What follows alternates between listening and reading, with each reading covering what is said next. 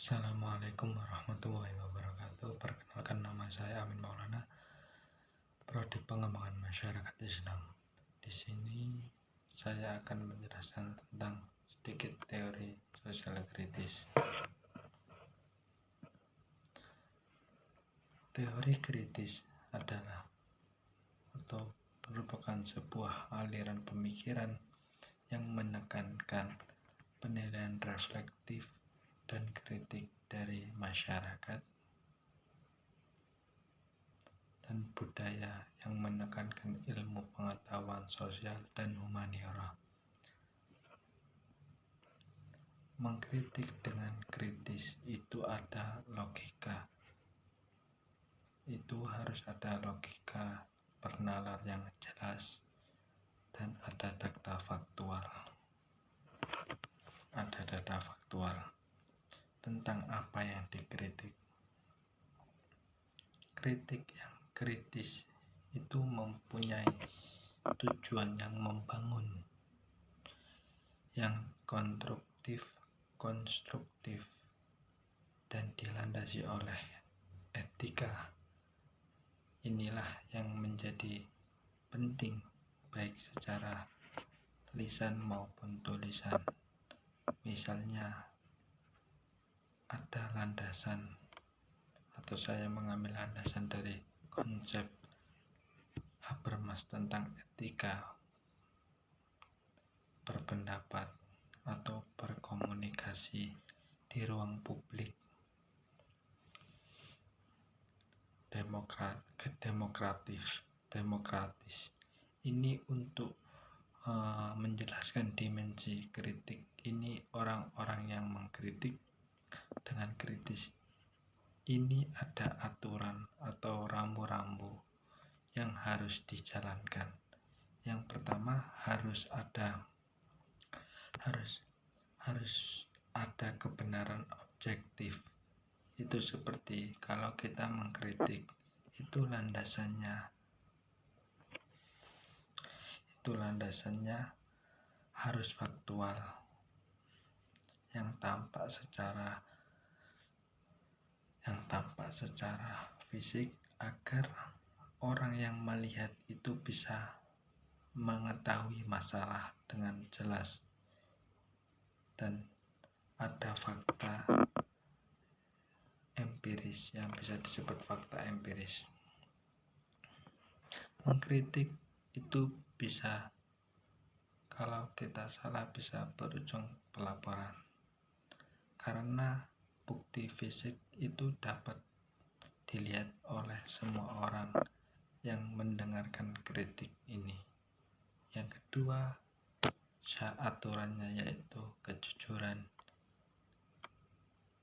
Kritik yang kritis itu harus jujur dalam menilai masalah.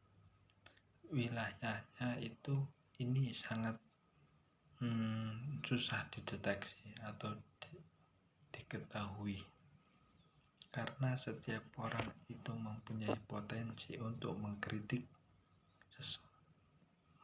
seseorang. Itu bisa dibaca melalui latar belakangnya, atau apakah orang itu mempunyai riwayat atau masalah.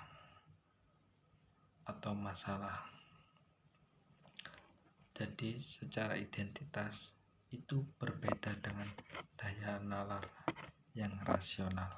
Ketika menjelaskan sesuatu itu, kita bisa mengetahui atau menjustifikasi kebenaran objektif. Yang ketiga, ketepatan. Apakah kita mengkritik itu sesuai dengan norma sosial atau norma hukum? Jika tidak, maka itu bisa dianggap cacat. Kalau sesuai dengan ketentuan, itu bisa pas atau tepat dalam kita mengkritik. Ini harus betul-betul diketahui dan ditekankan, atau lebih lebih tepatnya sesuai hukum atau sesuai norma hukum dan norma sosial. Maka jika tidak memenuhi atau maka kritik ini bisa dianggap cacat. Masalah yang kecil atau sepele saja sekarang bisa menjadi persoalan yang sangat genting atau besar.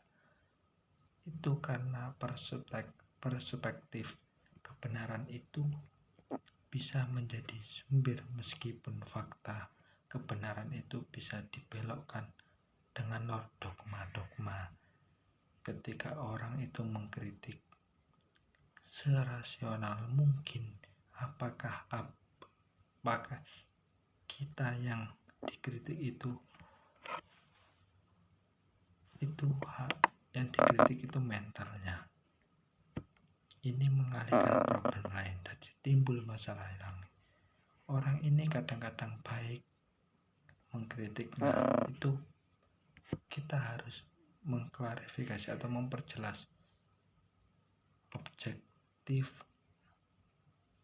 kejujuran, dan ketepatan itu yang harus berjalan jika kita mengkritik.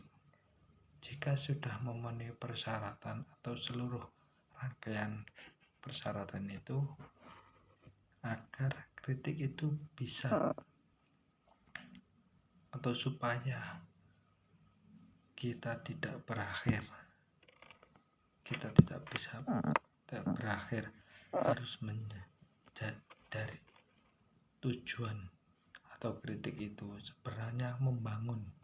Kritik itu tujuannya adalah membangun konsensus sosial masyarakat yang lebih baik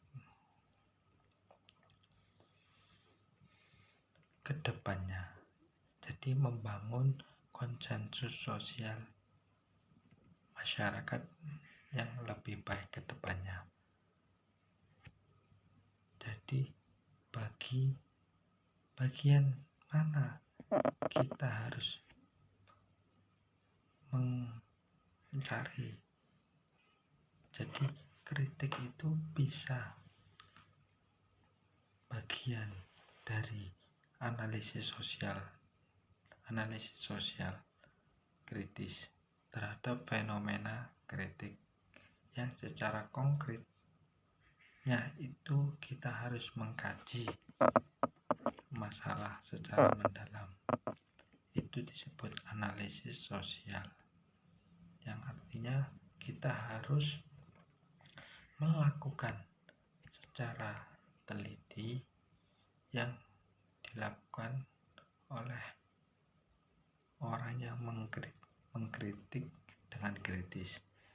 Itu harus, jadi orang yang mengkritik dengan kritis itu harus tahu aturan-aturan seperti halnya kebenaran objektif, kejujuran, dan ketepatan norma hukum. Sekian dari saya, semoga bermanfaat. Assalamualaikum warahmatullahi wabarakatuh.